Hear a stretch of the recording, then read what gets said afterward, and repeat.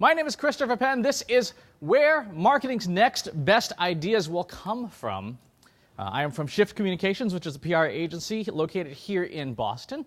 We are the 2013 Agency of the Year, as named by the Holmes Report for small agencies under $20 million, but we'll skip the ads for now. The hashtag for the session is FutureM, and the most important thing you need to know is that I've had a lot of coffee and a decongestant today, so this will be a really fast session. I want to start with a problem, and an interesting problem at that, about creativity. By the way, this is a session about creative thinking. The problem is this. Based on the Torrance tests, these are creative tests that have been administered to school children in the United States since 1958. These are our creativity scores as a society since 1974 here, peaking in 1990 and then going on something of a decline since then. This is a problem. It says we're getting less creative as we get more technology, as we advance our intellects. We're getting less creative. We see this problem played out all sorts of places. In Hollywood, we have a great idea in 1978, and we just can't seem to stop doing the same thing over and over again. We have this problem, I call it the Hollywood problem. We have this problem in marketing too.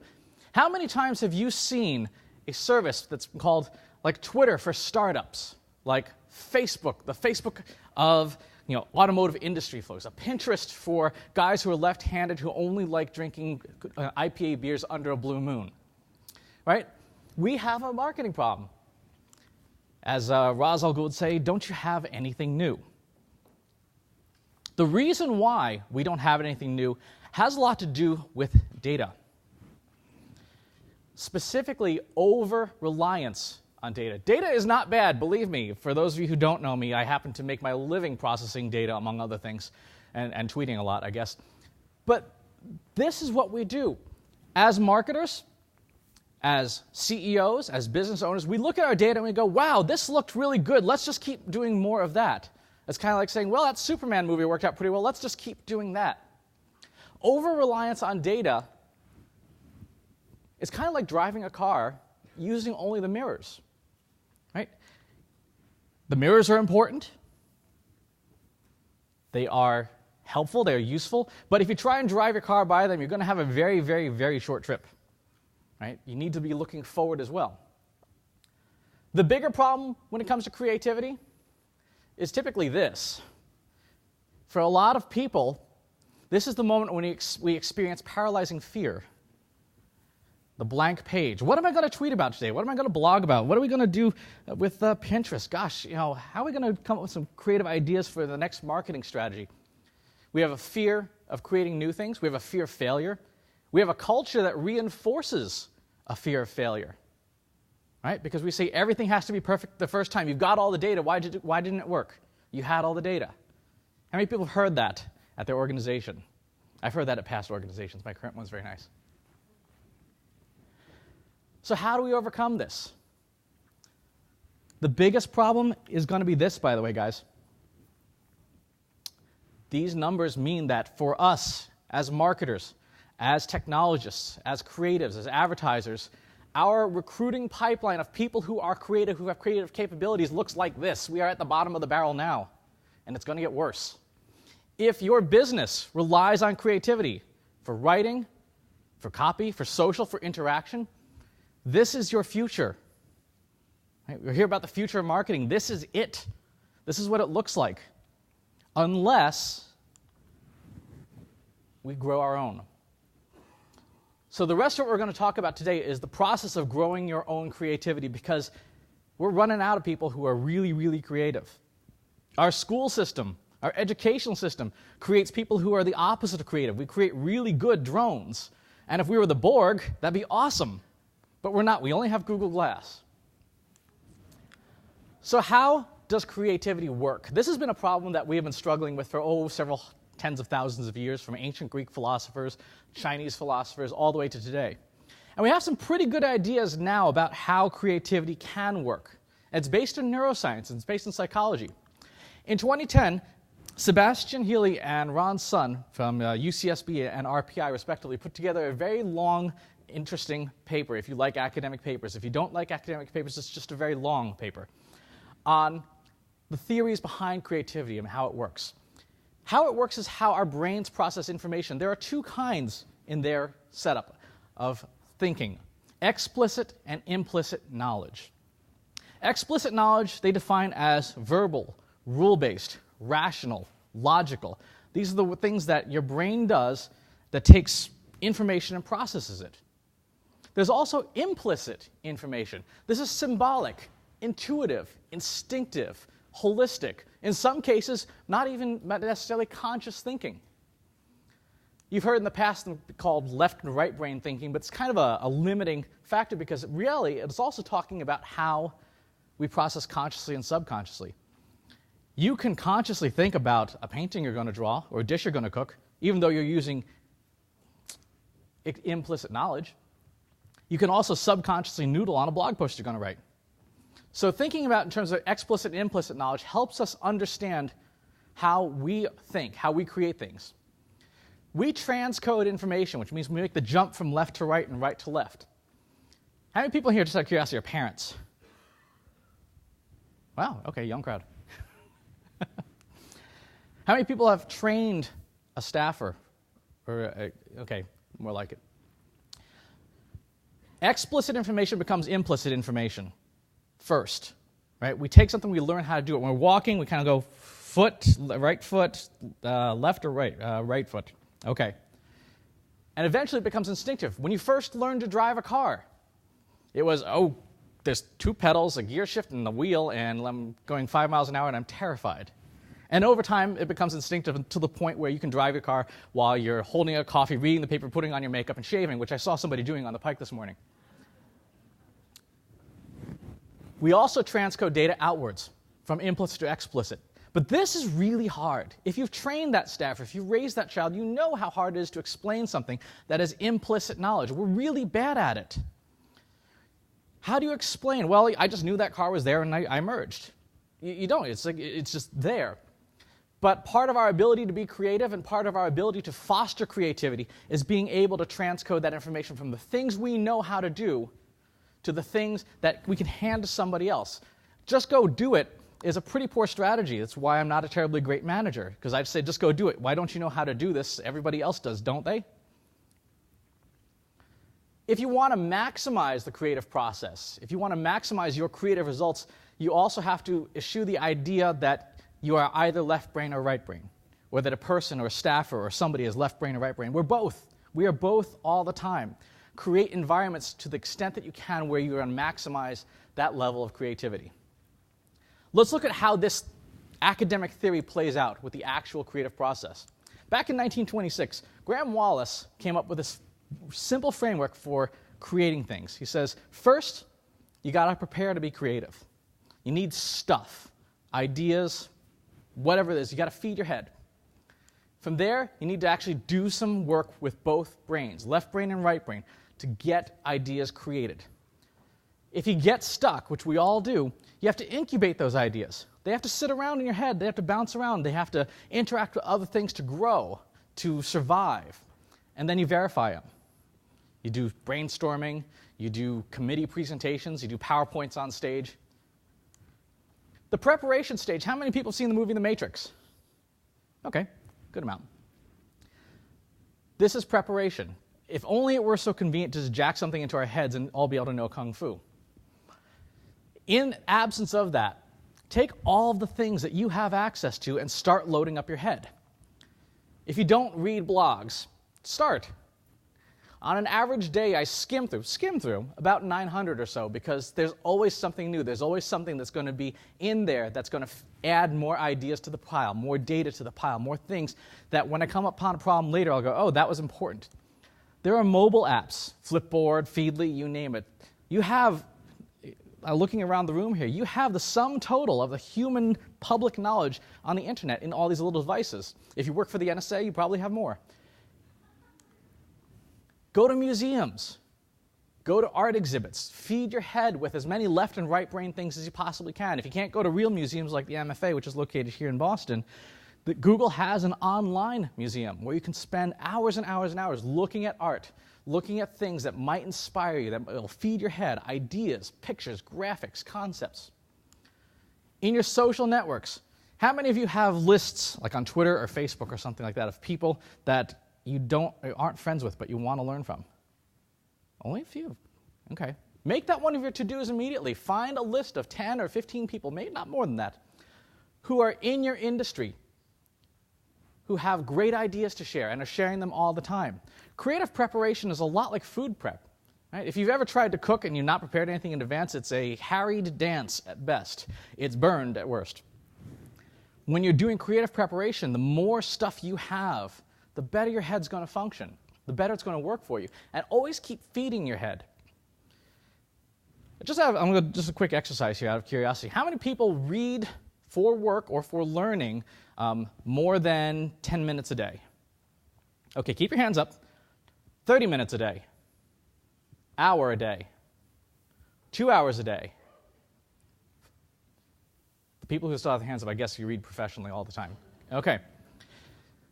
To give you an idea of what it takes to keep up with what's going on in marketing, it's about an hour a day of reading. Okay, because there's just so much new stuff that just to skim through it and then read the articles that are going to be of interest is about an hour a day. So if you can free up that time somehow, break it up over lunch, listen to podcasts and stuff on the drive home. Please don't watch them on the drive home. Feed your head all the time.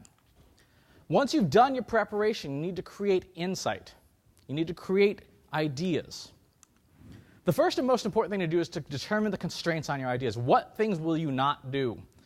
A famous retailer here has a habit of creating things that people don't particularly like.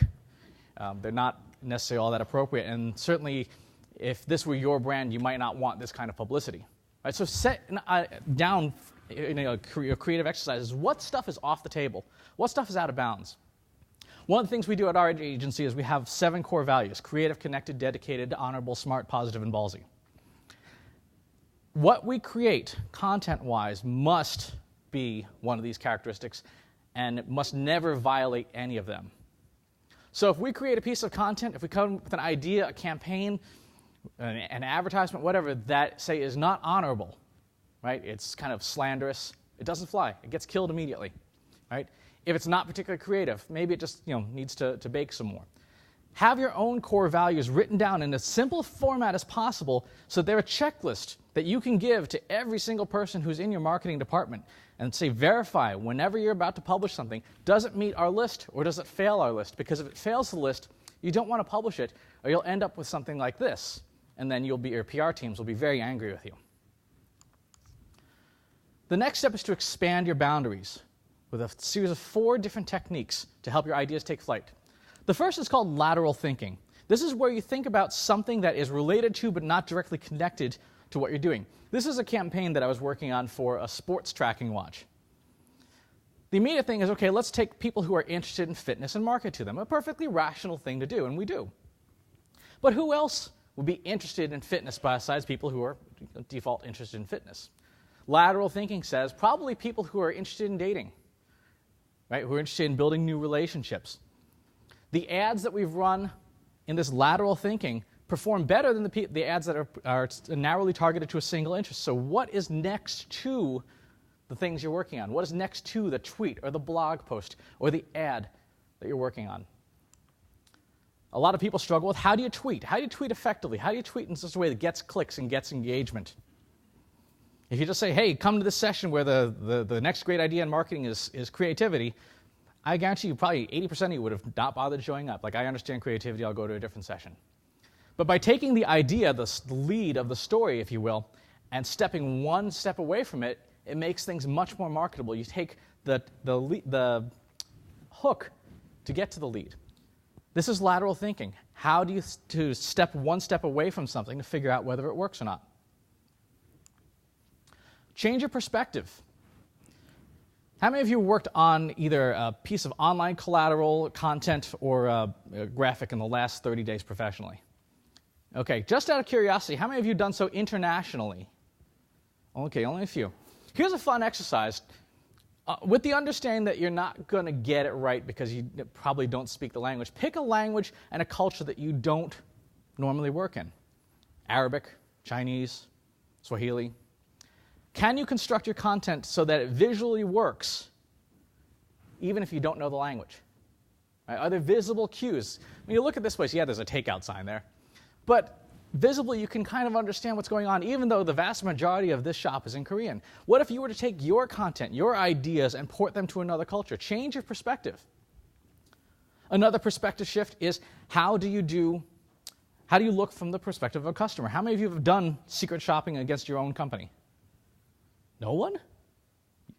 Okay, add this to your list of things to do.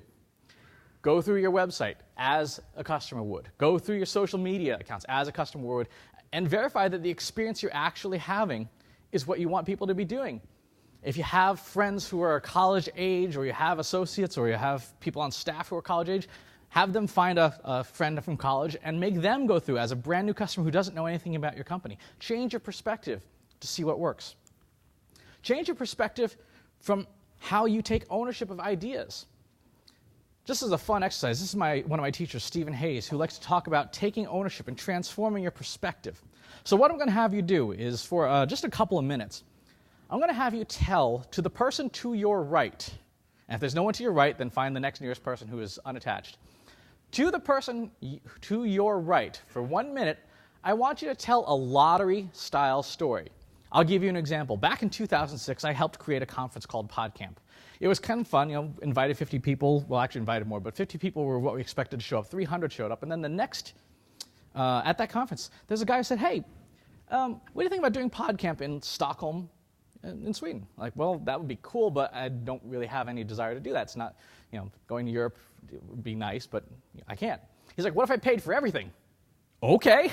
So we did PodCamp in Stockholm. It was a lottery-type experience where something completely happened out of the blue.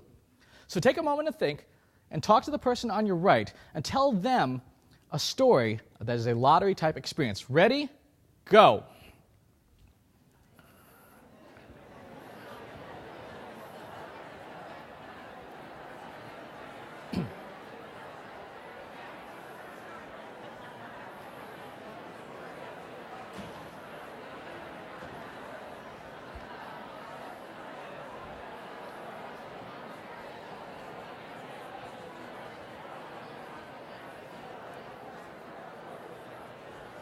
Thirty seconds. 30 seconds.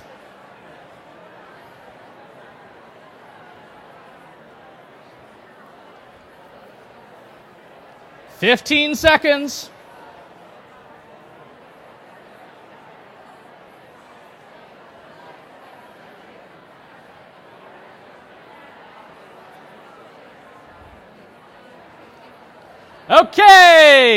Okay, switch. The person who is telling the story will now listen to the story. The person who is telling the story will now listen to the story. So switch the other way around. Ready? Go.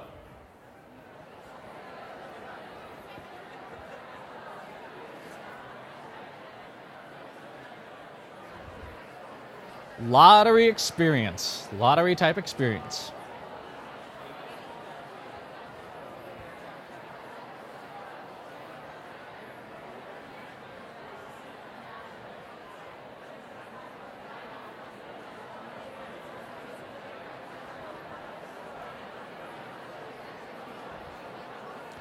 Thirty seconds. 30 seconds.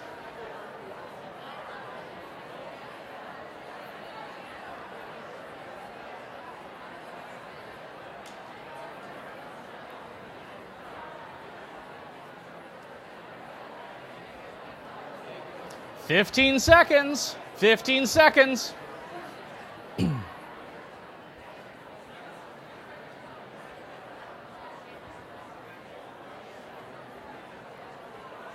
Okay. All right. Thank you, partner. Thank you, partner. How many people were able to come up with a lottery-style story? Something in your background. How many people were able to come up with something? Raise show of hands. Excellent. Excellent. Wonderful. We're now going to perspective shift. You're going to retell the same story, but as if you meant to do it. entirely. So in 2006, I founded a conference called PodCamp. Yeah, we were projecting 50 people, but we emailed pretty much the entire Boston area. If you were around back then online, you probably got an email from me, sorry. We worked at every angle we could. We talked to journalists, we promoted, we advertised, we did everything we possibly could to attract as many possible people of interest there to the event. And of course, that network was someone who was a professional event organizer. We made a point to talk to this person, to get to know them, to invite them to sessions, to show them the idea. And sure enough, like the sun following the night, he said, let's do an event together. Let's do an event together. How about Europe? And I said, well, I don't really have the budget to do that, but we could make something happen. And he said, well, what if I pay for it? Well, sure. In that case, let's go ahead and do that. And of course, the event happened. It was totally planned. Totally planned. Worked from beginning to end. Tell your story now to the first person in the exercise. Tell your story as if you meant to do it. Take ownership of it away from luck. Tell that story to the other person. Ready? Go!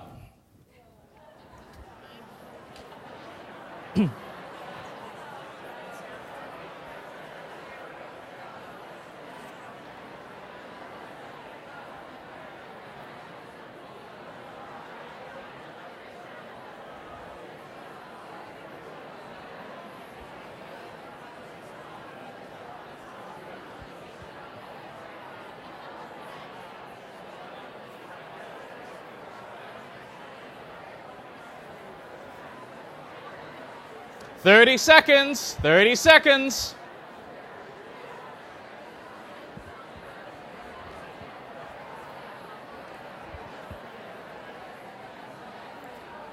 Fifteen seconds.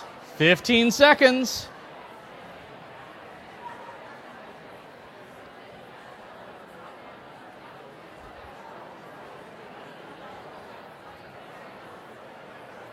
Okay, switch. Other person tell the story. Other person tell the story.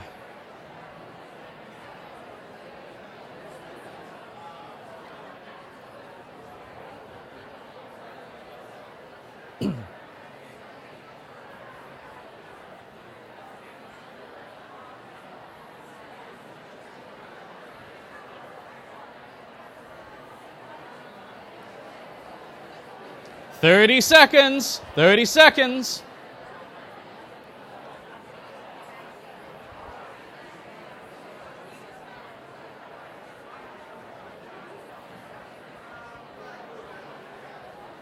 Fifteen seconds.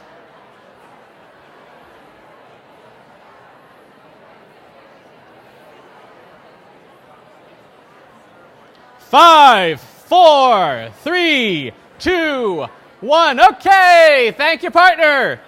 Thank you, partner. How many people were able to do the second task? How many people were able to take your story and make it as though you meant it to happen?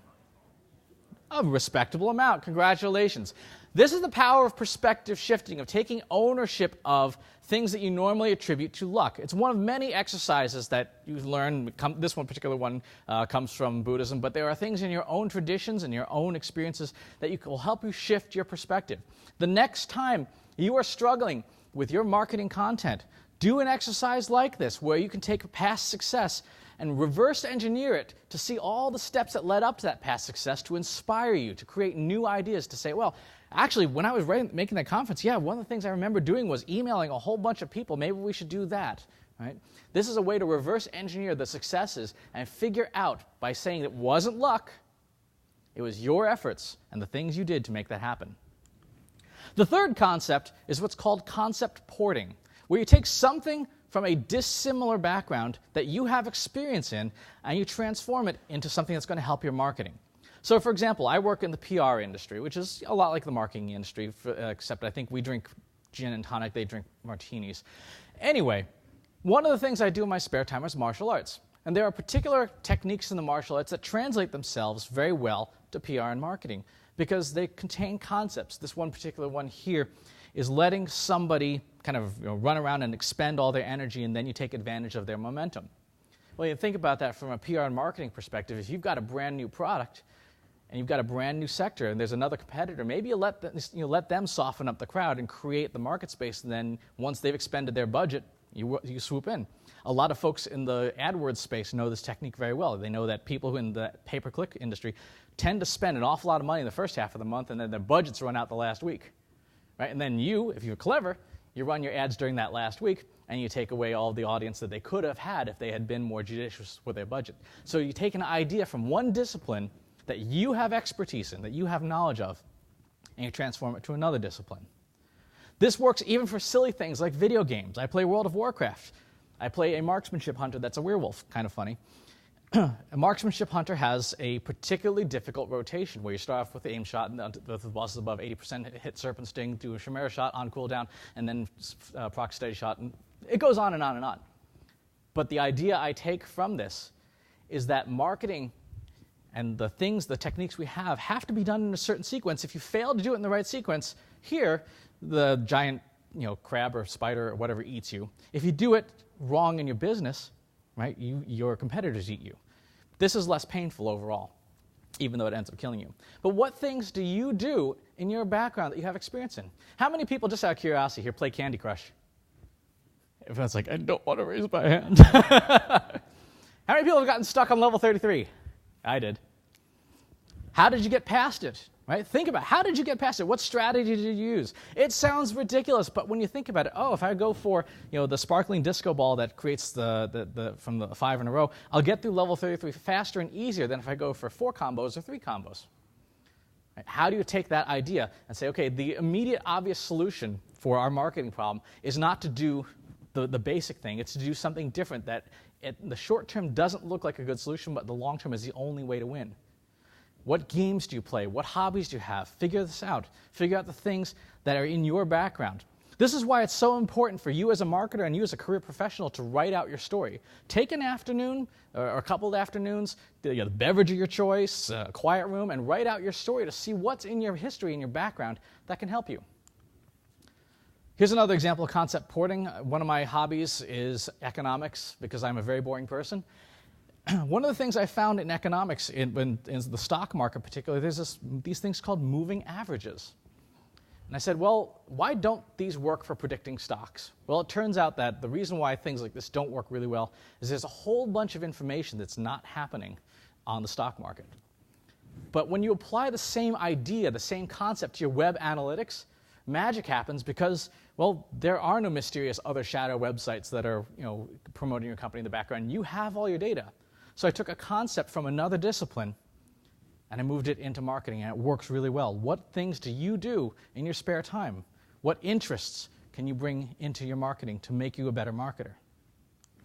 The fourth one is intentional conflict.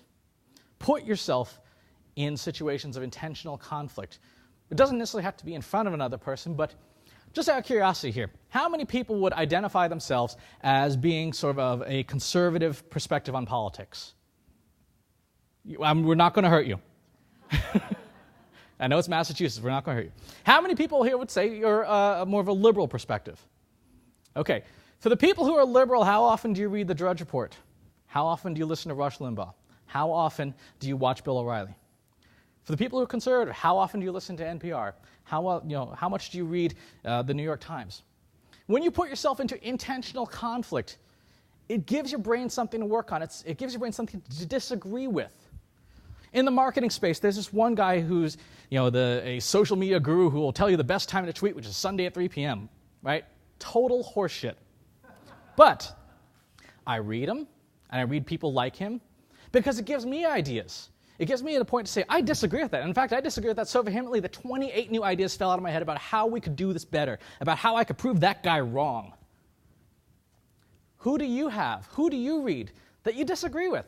Right? Put yourself in situations where you have intentional conflict. Read stuff you don't agree with. Watch stuff you don't agree with, because it will help you create new ideas. Now, you've got these 4 techniques. Here's the hard part.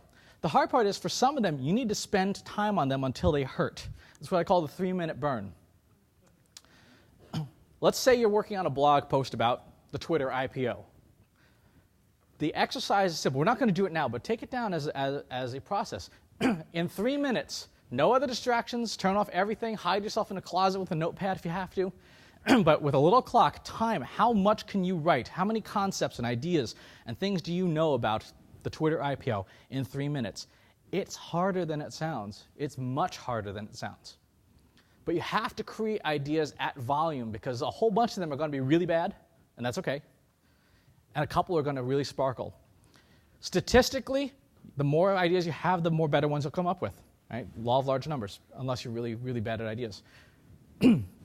Doing a 3-minute burn where you force yourself to create ideas like mad, even when your brain says, I don't really want to, I'd actually rather go get a cup of coffee or read Facebook or play Candy Crush or whatever. Do this. Try this. Make sure you also have a place to collect your ideas. There are a number of good tools and technologies. There's paper and pens and Evernote and you name it, but make sure that you're collecting ideas and it's available all the time. We'll get to that in a second.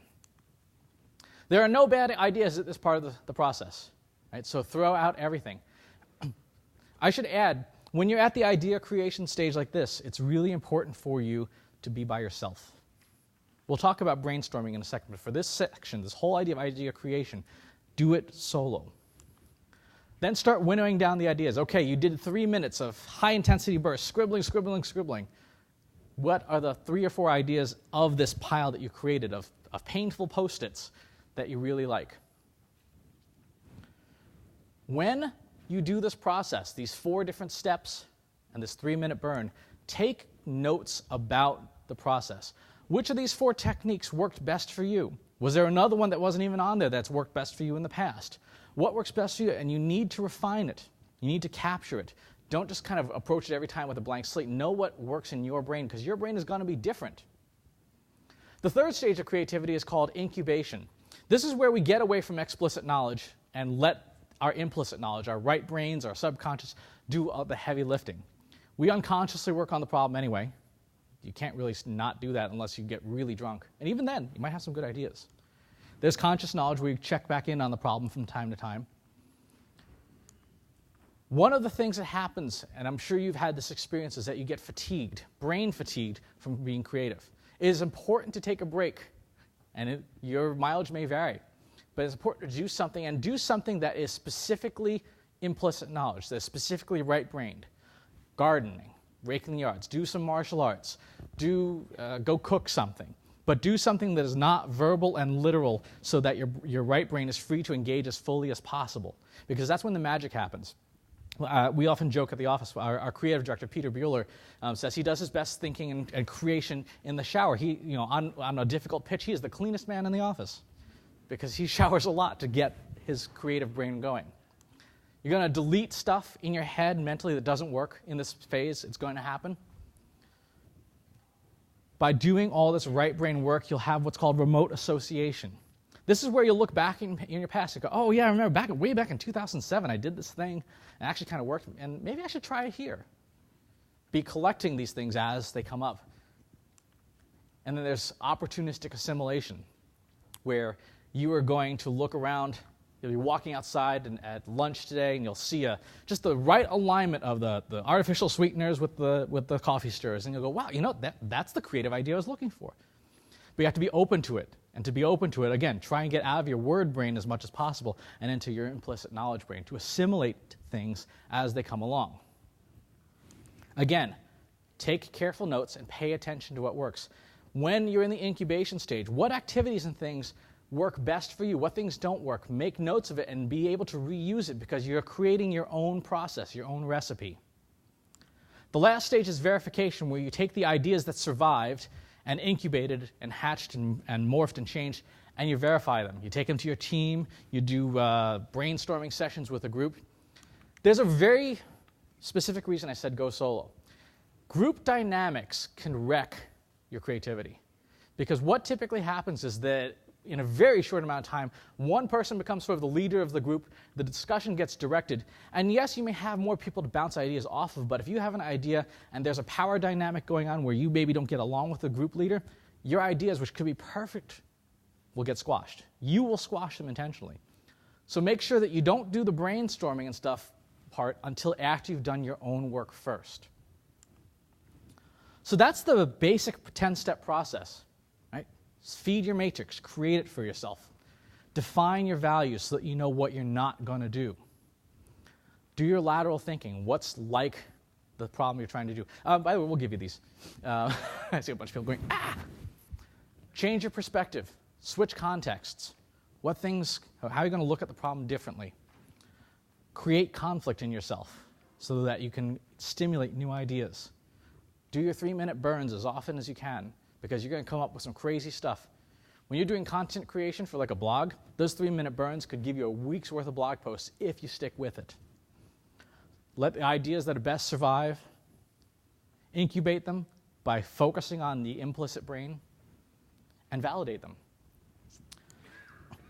Now, this wouldn't be a session of mine if I didn't talk about measuring stuff.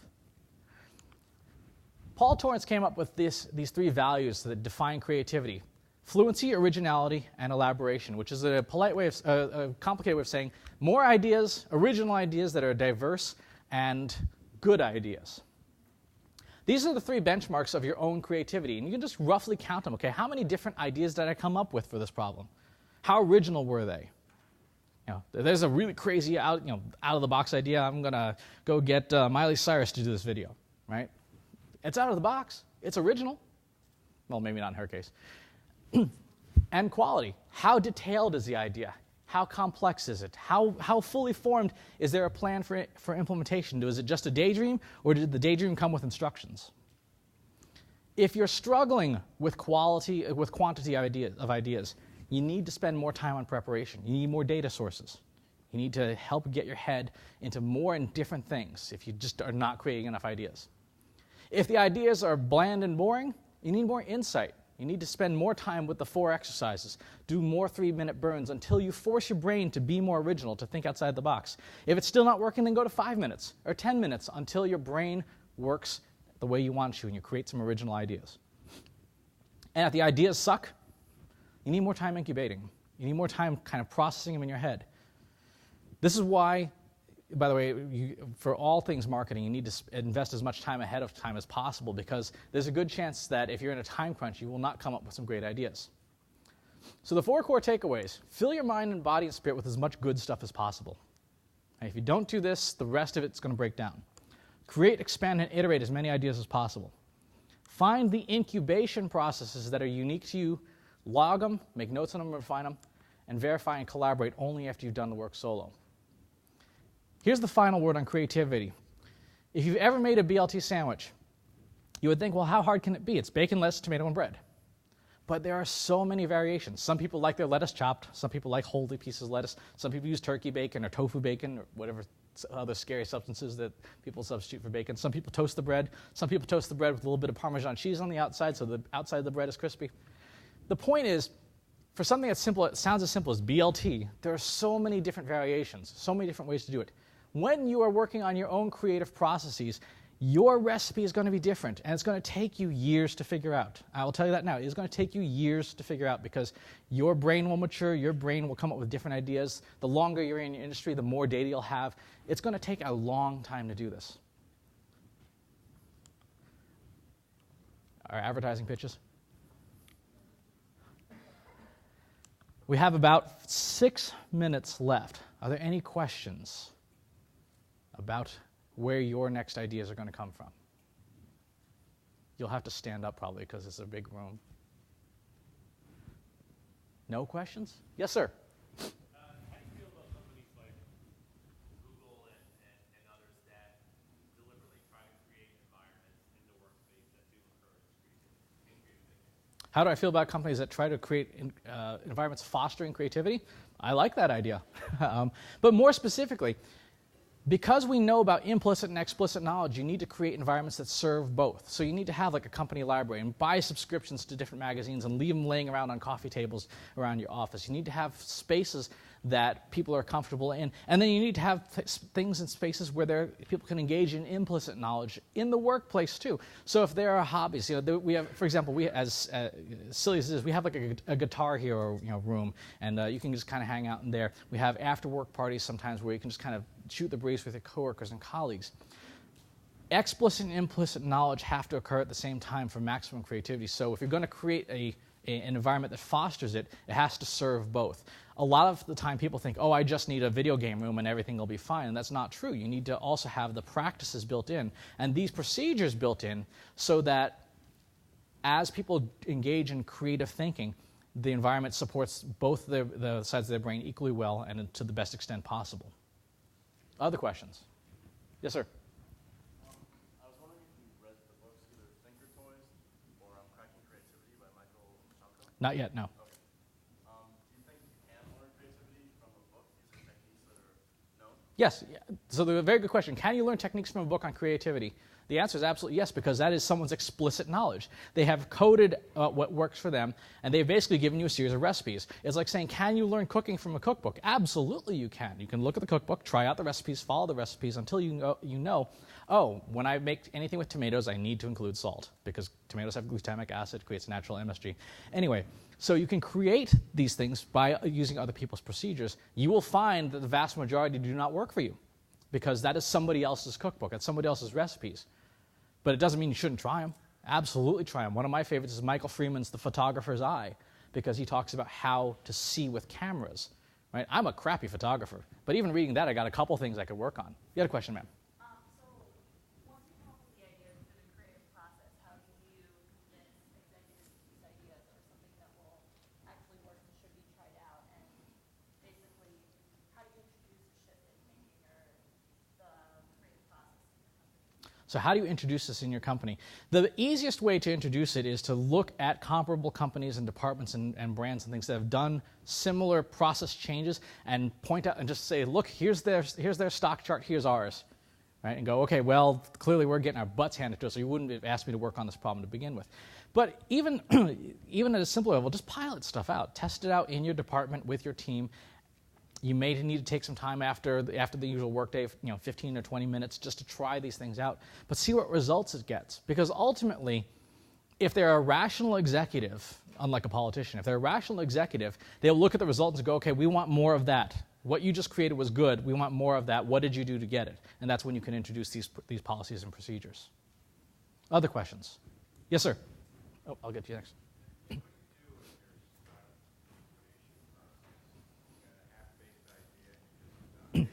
What do you do when you're stuck in the incubation process? It depends on why you're stuck. If you are stuck with implicit knowledge, do activities that foster that. So the things that are going to create more opportunistic assimilation, more remote associations, maybe things, do more gardening or whatever the things that will get you working in that mode. There are some ideas that will not come to fruition too. They will just stay stuck for years. And there's a reason why your brain does that, is because your brain doesn't have enough input. So it may be time to restart the process and say, okay, what preparatory things have I not done? What inputs does my brain not have that, why is the bin empty? Fill it up with other stuff, different stuff. Try things that are way outside your field. I was reading the other day on second-order differential equations because I'm trying to get through this academic paper. And it's been so long since I saw that in college. I like Googling every other word in the paper. But it got my brain thinking in a very different way and focusing on a very different field. Right? And try it out, and then you see where your brain takes you. Sometimes, like I said, it's going to get stuck, and that you just put the idea aside and you work on something else.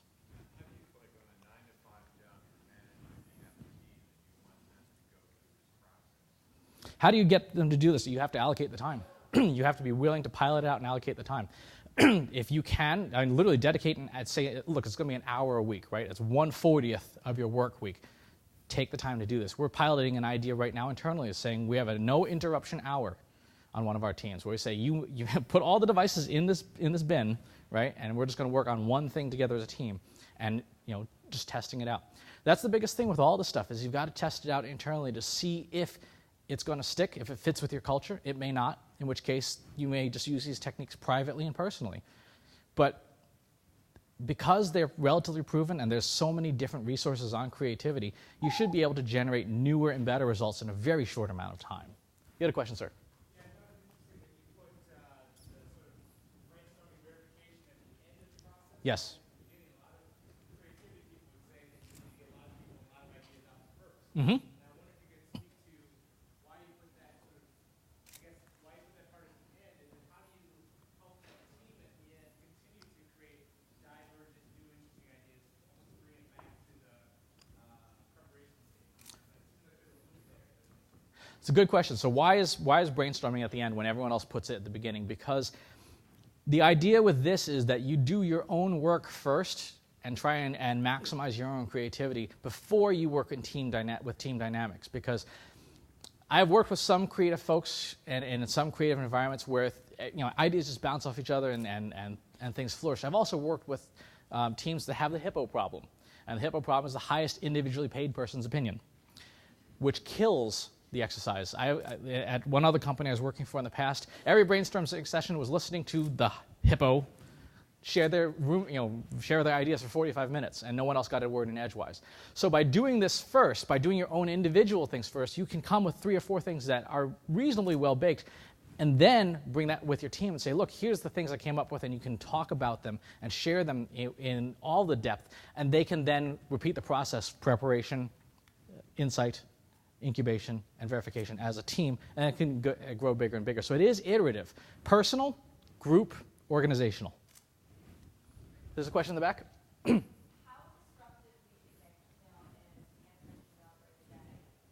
How disruptive do I think answering emails is doing that? I think it depends on your brain. Okay, there are some people who can take a stream of data, have it running all the time, and be totally okay with it because they can prioritize very quickly. There's some people, as soon as an email comes in the inbox, it's like a 5-alarm fire, and they have to stop doing what they're doing. The same is true of Twitter and Facebook and iTunes telling you what song is playing now, and pick the distraction you want. If you have a problem with distraction, structure your environment in a place where there is not as many distractions, or a lot 4 times. There are some people I know who absolutely positively say, I'm answering email for an hour in the morning and an hour in the afternoon because I can't work otherwise. And organizationally, if you have someone on your team like that, or you are like that, do that, because the end goal is to get the best work out of that person or yourself. If there are procedural things that need to change, do you want your best work, or do you want the work that serves other people's priorities all the time? My friend Chris Brogan said it best: the inbox is a wonderful delivery system for other people's priorities. We have time for one more question. Yes, ma'am.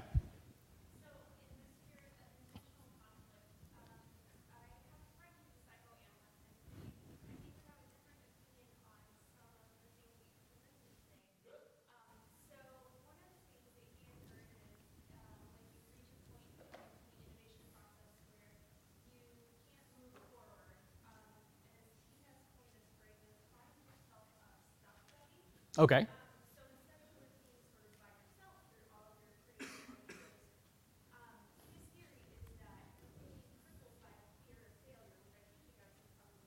Yes.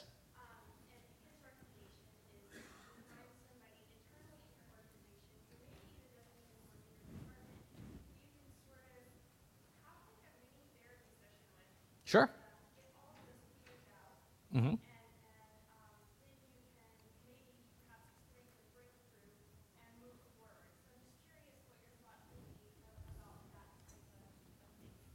This. Everyone's recipe is going to be different. If that works for you, don't assume that just because it's on PowerPoint on a stage somewhere that it's right. Right? It's like reading on the internet. Don't assume that it's right. Test that stuff out. If you need to have that person in the process, I would almost call that part of the preparation process, right? Having allies who can help you. If that's how you work as a human being, that's your recipe, right? It'd be like me telling you, well, no, you should never have mayo in your BLT. That's wrong. If you like mayo in your BLT and that's the way you're going to eat it, then awesome, right? So if having a buddy, if there are things here that make no sense, if you need to have a bottle of gin every time you do creative work, see me. No, but if you need, whatever it is that's going to be in your recipe for creativity, do it. But do it in a methodical way that you actually have a recipe, and that every single time you're not faced with a creative problem, you go, oh, crap, now what do I do? You have the recipe, go, okay, well, I'm going to try these things. I'm going to get my buddy, or I'm going to go drinking, or I'm going to play Candy Crush, whatever it takes, but know what your recipe is. That would be my response to that. All right, ladies and gentlemen, we are out of time, so thank you very much for your attention.